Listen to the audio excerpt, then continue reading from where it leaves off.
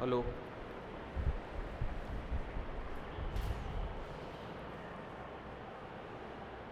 Hello dear students, BSc first year mathematics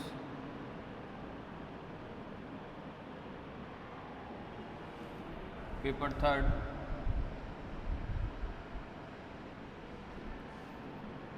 analytic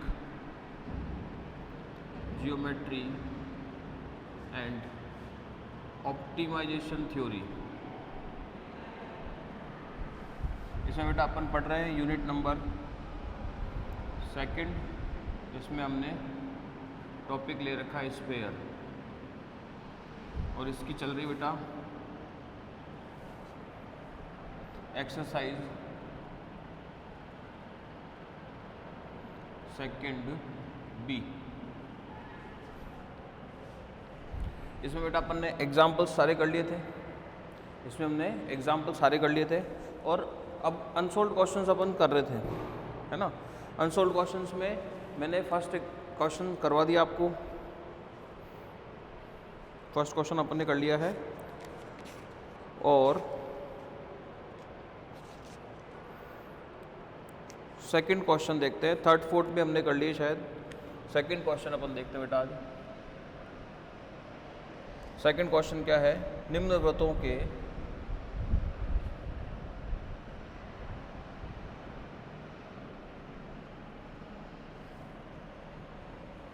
केंद्र तथा त्रिज्या ज्ञात कीजिए।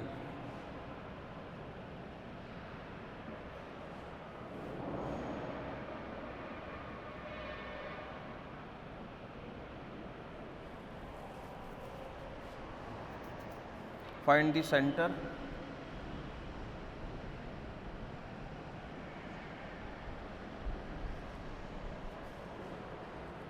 and radius of the following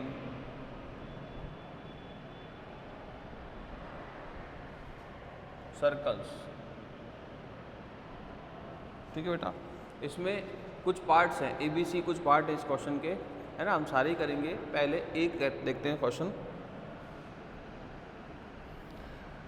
x square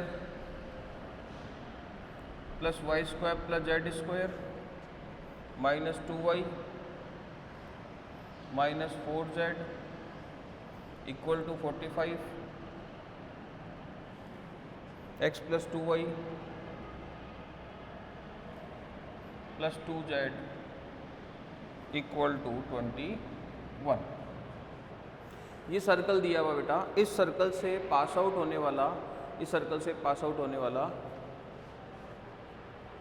ये सर्कल दिया हुआ है। अपने को सर्कल का सेंटर और रेडियस फाइंड आउट करनी। सॉरी, अपने को क्या निकाला बेटा? सर्कल का सेंटर और रेडियस। तो 3D में सर्कल कहाँ मिलेगा?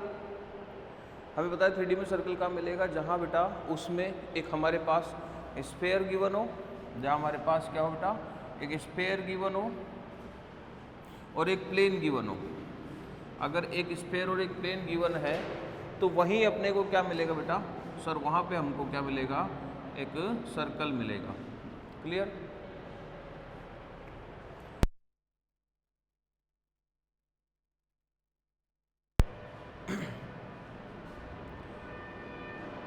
ये स्फीयर का सेंटर, ये इस पे अगर परपेंडिकुलर डालें तो ये क्या होगा बेटा? ये हमारा होगा सेंटर। किसका सेंटर होगा? ये हमारे सर्कल का सेंटर होगा। ठीक है, इसको इससे टच कर दें, ये पॉइंट P है। तो ये जो होगी ये हमारी क्या होगी बेटा? रेडियस होगी। ये हमारी क्या होगी? रेडियस होगी। किसकी रेडियस होगी? ये सर्कल की रेडियस होगी। अगर C को P से मिला दूँ तो ये बनेगा कैपिटल R, जो कि होगी स्फीयर की रेडियस, और इस डिस्टेंस को हम स्मॉल p से डिनोट कर देते हैं, जो हो गया हमारे केंद्र से समतल पर खींचे गए लंब की लंबाई। Length of perpendicular drawn to the plane from the centre of sphere. तो ये तो क्या बेटा? स्फीयर, गोला, और ये हो गया हमारा प्लेन, समतल। ठीक है। तो ये जो सर्कल है उसकी क्या निकालना है, सेंटर, और उसका रेडियस अपने को निकालना है। तो सॉल्यूशन में लिखा बेटा हमने, दिए गया वृत्त का समीकरण, the given equation of circle, क्या हो जाएगी बेटा सर्कल की इक्वेशन? एक तो स्फीयर है हमारे पास, x square y square z square minus 2y minus 4z equal to 45। ये तो क्या हो गया, ये तो हो गया हमारे स्फीयर की तरह, ठीक है बेटा। और एक हमें दिया हुआ है sir x plus 2y plus 2z equal to 21। ये हो गया बेटा हमारे पास क्या, प्लेन की तरह। ये क्या हो गया बेटा, प्लेन की तरह, समतल की तरह। इस इक्वेशन को हमने ऐसा लिख लिया -45 इक्वल टू 0, और इसको भी ऐसा लिख लिया -21 इक्वल टू 0। कोई दिक्कत नहीं है बेटा। अब देखो हमें इस वृत्त का केंद्र निकालना है और उसकी त्रिज्या रेडियस निकालनी है। तो सबसे पहले क्या करें बेटा, अपन दोनों ही टर्म्स के लिए, दोनों ही बातों के लिए हमें एक तो सेंटर के कोऑर्डिनेट चाहिए, एक तो हमें स्फीयर के सेंटर के कोऑर्डिनेट चाहिए, और दूसरा हमको इसकी रेडियस चाहिए। तो सबसे पहले हम ये दोनों टर्म्स को निकाल लेते हैं।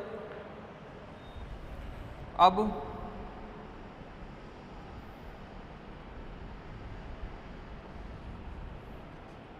गोले एक का केंद्र व त्रिज्या, now centre and radius of sphere 1 क्या हो जाएगी बेटा, स्फीयर 1 का सेंटर, इस जो 1 है स्फीयर, इसका सेंटर किससे कंपेयर करके लिखेंगे अपन, स्टैंडर्ड इक्वेशन से। यहाँ लिख देता हूँ, है ना। हालांकि अपने को उससे कोई यहाँ पर लिखने की आवश्यकता नहीं, लेकिन अपने समझने के हिसाब से अगर ये इक्वेशन होती है बेटा,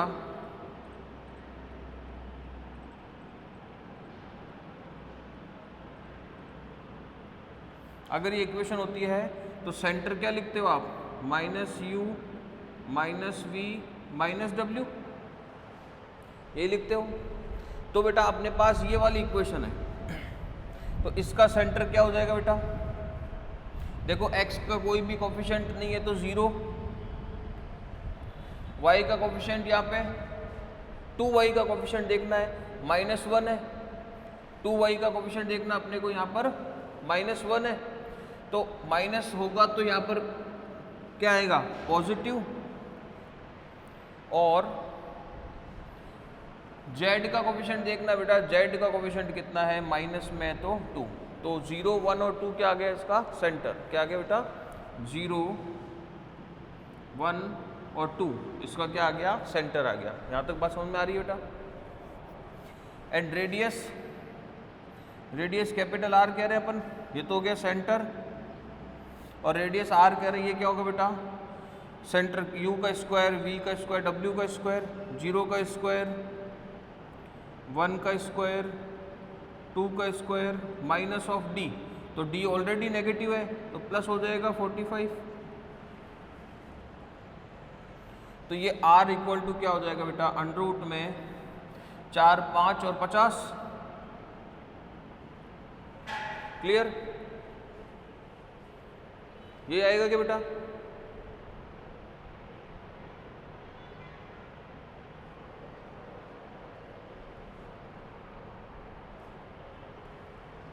अब देखें आगे,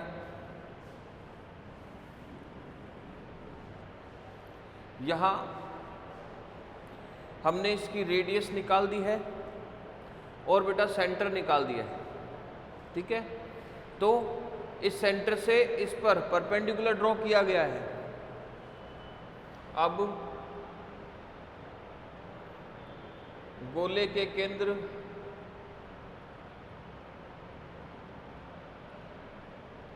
जीरो 1 2 से समतल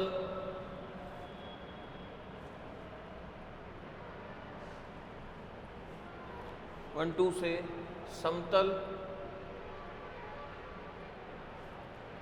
x plus 2y plus 2z equal to 21 पर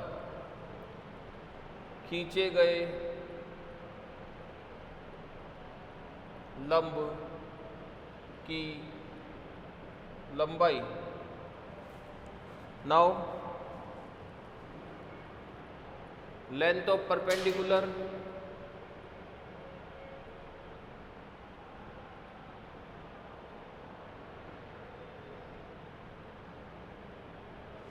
now length of perpendicular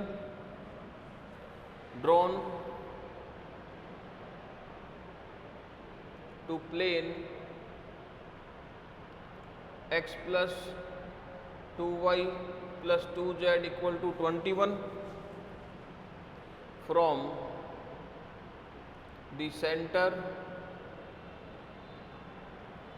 0 1 2 of sphere. P से डिनोट करते हैं, आपको पता है क्या हो जाएगा बेटा, 0 into 1 plus 1 into 2 plus 2 into 2 minus 21 upon under root of 1 का स्क्वायर 2 का स्क्वायर 2 का स्क्वायर। तो P की वैल्यू क्या आ जाएगी बेटा,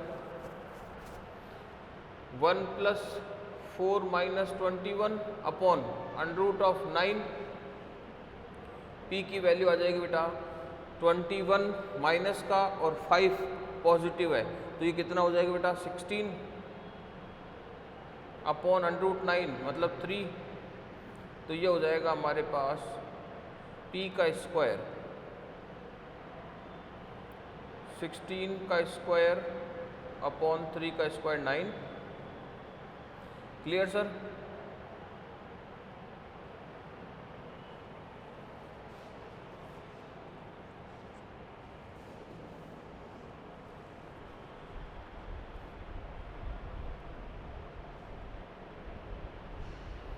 लिख लिया यहाँ तक का सर? अब देखो इससे r बराबर ये आया है, तो r स्क्वायर बराबर अपन क्या लिख सकते हैं 50।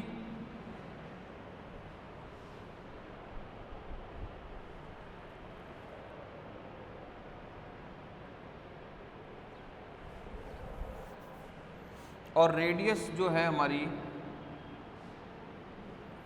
Radius of circle, radius of circle जो है वृत्त की त्रिज्या, वो क्या हो जाएगा बेटा, r अगर है तो r बराबर हो जाएगा under root of capital R square P square, या r square is equal to हो जाएगा बेटा capital R square minus P square. Clear? लिखो बेटा यहाँ तक फटाफट से इसको।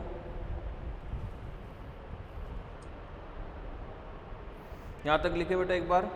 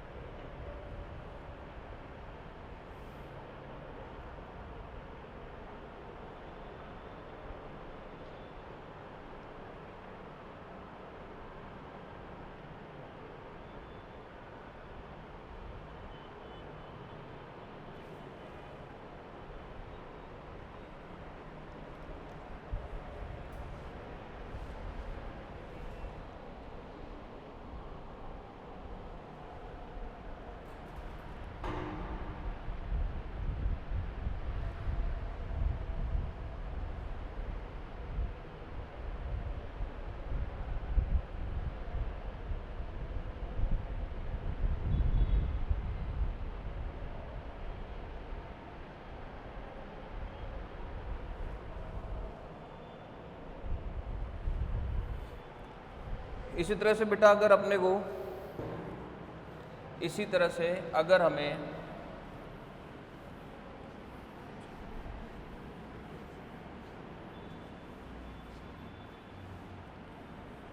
इसी तरह से अगर हमें इसके सेंटर के कोऑर्डिनेट चाहिए तो सेंटर के कोऑर्डिनेट के लिए देखो बेटा, सेंटर के कोऑर्डिनेट के लिए क्या करेंगे अपन, अब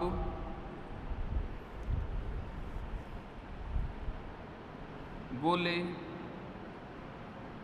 एक के केंद्र 0, 1, 2 से समतल x + 2y + 2z = 21 पर खींची गई लंब रेखा का समीकरण, लंब रेखा का समीकरण क्या हो जाएगा बेटा, now equation of line which is perpendicular to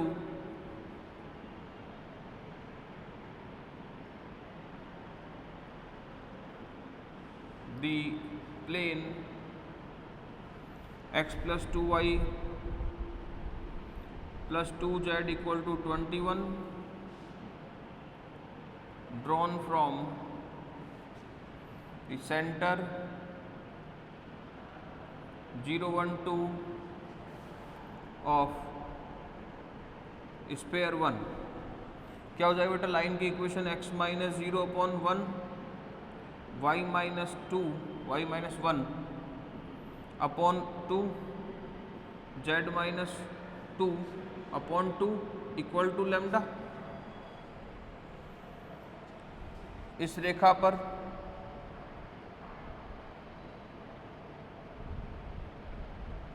किसी बिंदु के निर्देशांक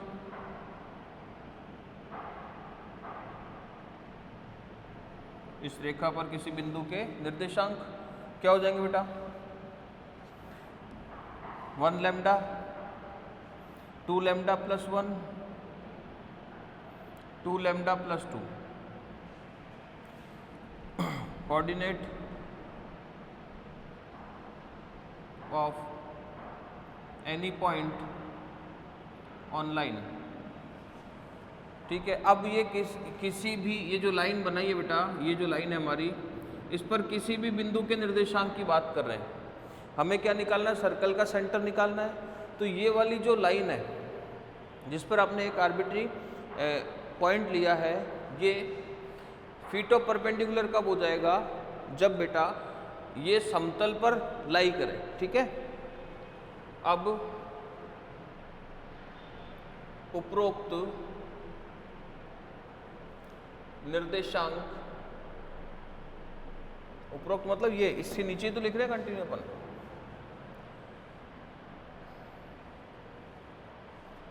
वृत्त का केंद्र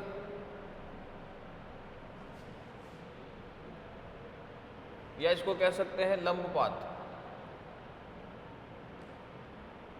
होगा यदि यह समतल पर स्थित है।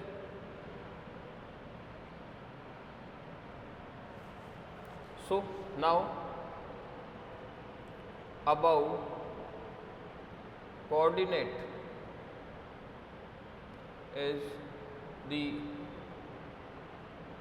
center of circle, या इसको कह सकते हैं बेटा feet of perpendicular if it lies on plane। तो प्लेन पर इसको लाई करा दिया बेटा, प्लेन ये रहा हमारे पास, तो x की जगह आ जाएगा लैम्डा प्लस 2 इंटू वाई की जगह 2 लैम्डा प्लस 1, तो z की जगह 2 लैम्डा प्लस 2 और इक्वल टू 1। यहाँ से बेटा लैम्डा की टर्म्स को जोड़ लो, 4 4 और 1 9 लैम्डा हो गया, 2 तो 4 6 इक्वल टू 1। तो लैम्डा की वैल्यू हमारे पास आ गई है बेटा माइनस का 5/9। लेमडा की वैल्यू कितनी आ गई, -5/9।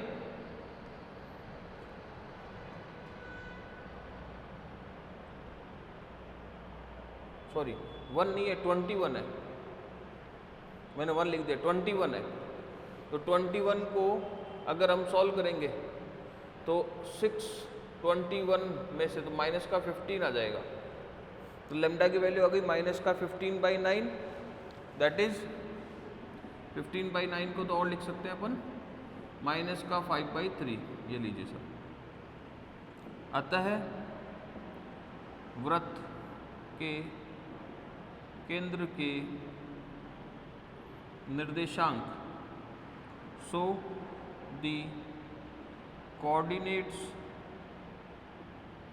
ऑफ सेंटर ऑफ सर्कल क्या हो जाएंगे बेटा, यहाँ रख देंगे अपन, लेमडा की वैल्यू यहाँ रख देंगे, तो -5/3। लेमडा की वैल्यू यहाँ रख देंगे, यहाँ कैलकुलेट कर लेते हैं ना यहाँ पर, तो 2 और -5/3 + 1 है, तो ये कितना हो जाएगा -10/3 + 1, ये बनेगा बेटा। तो -10/3 मतलब ये कितना हो गया बेटा, -10 -7/3। इसी तरह से चलेगा।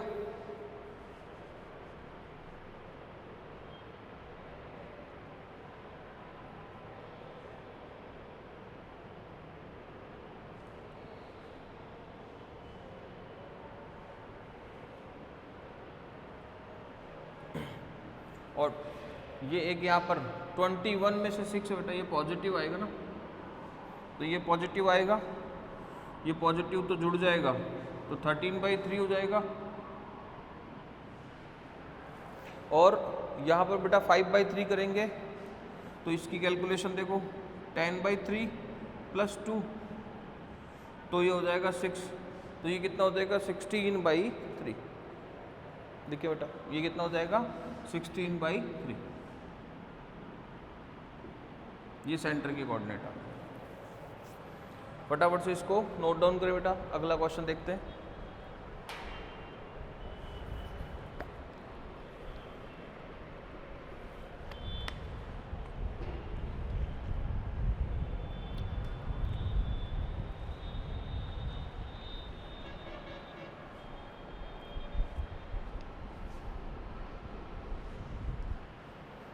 जल्दी से इसको नोट डाउन करें बेटा, फटाफट से आगे देखें।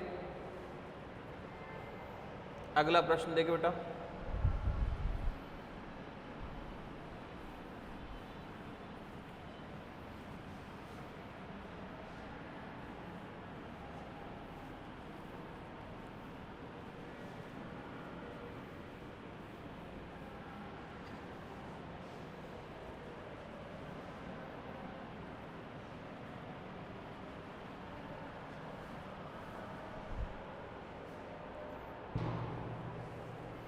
इसी का B x² + y² + z² -2y -4z = 11 और x + 2y + 2z = 15। ये बेटा अपने को दिया हुआ है, तो सेम क्वेश्चन हो गया। कैसा हो गया, सेम क्वेश्चन हो गया। क्या दिया हुआ है, एक स्फीयर दिया हुआ है, एक प्लेन दिया हुआ है। प्लेन दिया हुआ है तो इससे क्या बनेगा, यहाँ पे एक सर्कल बनेगा इससे, यहाँ पे ये इसका सेंटर हो गया, इससे ये फीट ऑफ परपेंडिकुलर n हो गया, और ये मिला दिए बेटा। तो ये तो होगा इसकी रेडियस, ये होगा परपेंडिकुलर। हमें क्या निकालना है, इस वृत्त के केंद्र और इसकी त्रिज्या। तो ये तो प्लेन हो गया, ये तो क्या हो गया, प्लेन समतल, और ये क्या हो गया, स्फीयर गोला। ठीक है, हम अगर इस गोले का केंद्र और इस गोले की त्रिज्या निकाल लेते हैं तो बाकी सारा काम आसानी से हो जाएगा। तो ये भी निकलना आसान ही है हमारे लिए। देखो दिए गए वृत्त की समीकरण को निम्न प्रकार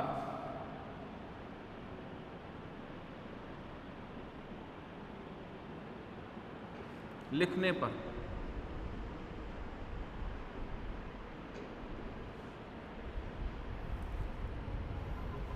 on writing the given equation of circle as, कैसे बेटा, वही अलग अलग स्फेयर को अलग कर दिया और प्लेन को अलग कर दिया।